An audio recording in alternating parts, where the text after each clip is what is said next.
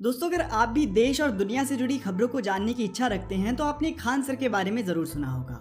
इनका यूट्यूब पर Khan GS research centre नाम से एक चैनल है जिस पर अब तक तकरीबन 10 मिलियन से भी ज़्यादा सब्सक्राइबर्स हैं। इनकी सबसे खास बात इनकी टीचिंग और किसी टॉपिक को एक्सप्लेन करने का तरीका है। ये टीचिंग करते समय बीच बीच में अपनी भोजपुरी लैंग्वेज का जिस तरीके से इस्तेमाल करते हैं उससे उनके व्यूअर्स को पढ़ने में और टॉपिक को समझने में काफ़ी आसानी होती है, जिस वजह से ज़्यादा लोग इनकी वीडियोस को देखने आते हैं। खान सर मुश्किल से मुश्किल लगने वाली थ्योरी को भी इतनी सरलता के साथ समझाते हैं कि पढ़ने वाले को लगता ही नहीं कि वो कोई डिफिकल्ट टॉपिक के बारे में जान रहा है। सिर्फ यही नहीं, बल्कि खान सर को उनके चाहने वाले लोग भारत के दूसरे डॉक्टर एपीजे अब्दुल कलाम के नाम से तक पुकारते हैं। अब दोस्तों, आप भी सोच रहे होंगे कि आखिरकार कौन है ये खान सर और कैसे इन्होंने अपने चैनल की शुरुआत करी, किस तरह इन्होंने मुकाम हासिल करा। ज़रा हमें भी बताओ इनकी सफलता के पीछे की कहानी। तो इसीलिए दोस्तों, आज की इस वीडियो में हम खान सर की ज़िंदगी की पूरी कहानी जानेंगे कि किस तरह से उन्होंने मुकाम हासिल करा। जिन्हें हम खान सर के नाम से जानते हैं, उनका पूरा नाम तो अब तक इन्होंने अपने स्टूडेंट्स के साथ शेयर नहीं करा है, और जब इनसे इस बारे में पूछा गया तो इन्होंने बहुत अच्छा जवाब दिया कि आपको अगर कुछ सीखना है तो मेरी कहानी से सीखिए, मेरी मेहनत से सीखिए, मेरे नाम में भला क्या रखा है। खान सर का जन्म उत्तर प्रदेश के गोरखपुर ज़िले में हुआ था। ये बाकी आम लोगों की तरह ही एक मिडिल क्लास परिवार से बिलोंग करते हैं, बल्कि इनका फैमिली बैकग्राउंड इतना फाइनेंशियली स्ट्रांग नहीं था और इसीलिए इन्हें अपनी पढ़ाई और दूसरे कामों को पूरा करने में काफ़ी दिक्कतों का सामना करना पड़ता था। शुरू में गरीबी देखने के कारण ही शायद इनके अंदर मेहनत करने की आदत भी आ गई थी, क्योंकि दोस्तों कहते हैं ना कि इतना आपको कोई किताब नहीं सिखा सकती जितना आपको आपके हालात सिखा सकते हैं। खान सर बिना किसी शक के हमारे देश के कुछ सबसे एजुकेटेड और स्मार्ट लोगों में से एक हैं, पर आपको जानकर हैरानी होगी कि इन्होंने अपनी शुरुआती पढ़ाई किसी बड़े स्कूल या फिर कोचिंग इंस्टीट्यूट से नहीं, बल्कि अपने ही गांव के पास के एक सरकारी स्कूल से पूरी करी थी। स्कूल के शुरुआती सालों में खान सर ज़्यादा पढ़ाई में ध्यान नहीं देते थे, और इस बारे में उन्होंने अपने एक इंटरव्यू में भी बताया कि वो एक बहुत ही एवरेज स्टूडेंट हुआ करते थे और उनका कभी भी पढ़ाई में ज़्यादा ध्यान नहीं रहता था। हालांकि उनकी माँ की डांट का असर उन पर ज़रूर हुआ था, क्योंकि फिर 9th क्लास के बाद से वो काफ़ी समझदार और होशियार स्टूडेंट बन गए थे। इसी समय से उन्होंने अपने फेवरेट सब्जेक्ट्स जैसे कि हिस्ट्री को ध्यान और इंटरेस्ट के साथ पढ़ना शुरू कर दिया।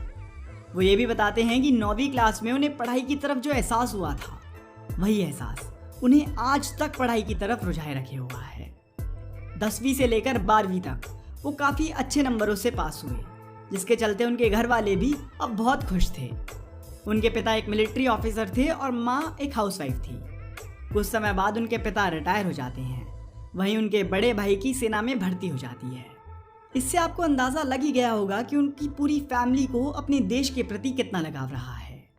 खुद खान सर का भी जिंदगी में सिर्फ एक ही सपना था कि उन्हें बड़े होकर एक आर्मी ऑफिसर बनना है, इसीलिए वो दिन रात पढ़ाई करने लगे।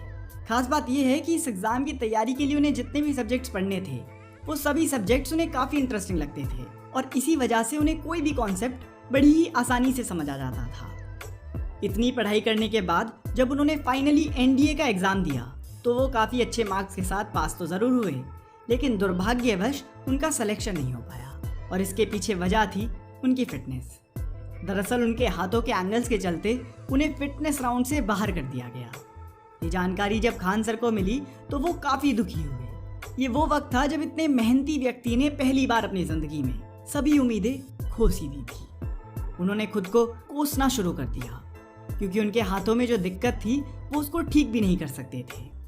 इस कंडीशन का कोई इलाज ना होने के कारण वो काफ़ी टूट गए थे। ये वक्त इनके लिए पर्सनली बहुत मुश्किल था, और इस समय पर उनका पढ़ाई की तरफ भी इंटरेस्ट खत्म होने लगा था। वो अपने जीवन में बचपन से ही एक आर्मी ऑफिसर बनने का सपना देखते हुए आए थे, और उन्होंने अपने हर जीवित सेकंड को इसी काम की तरफ डेडिकेट भी करा था। लेकिन जब किस्मत इस मोड़ पर आकर अटकी तो उन्हें कोई क्लू नहीं था कि उन्हें आगे क्या करना चाहिए। पर फिर उनके माता पिता ने उनका हौसला बढ़ाते हुए कहा कि तुम इंडियन आर्मी में सेलेक्ट नहीं हुए तो क्या हुआ, तुम अभी भी देश की सेवा कई तरीकों से कर सकते हो। बहुत समझाने के बाद खान सर काफ़ी मोटिवेट हुए और उन्होंने पूरी एनर्जी के साथ कमबैक करने का फैसला करा। तब से उनका एक ही लक्ष्य है कि जनता की सेवा करनी है।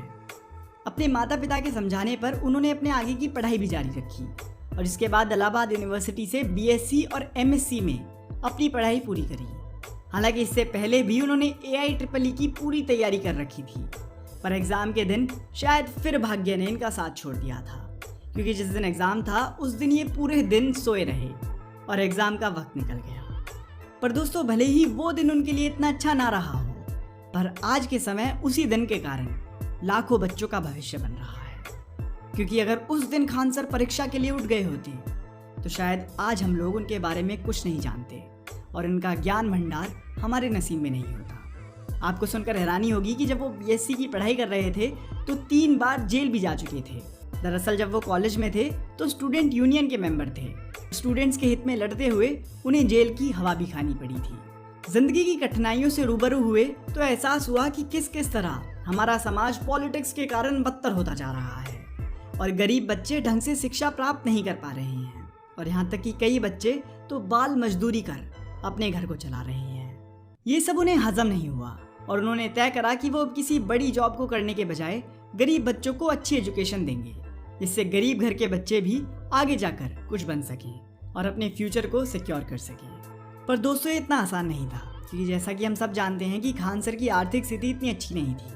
उन्होंने अपनी सेविंग्स और बाकी जगहों से इंतजाम कर पैसों को इकट्ठा करा और पटना में अपना एक कोचिंग सेंटर खोल दिया, जहां वो बच्चों को पढ़ाने लगे।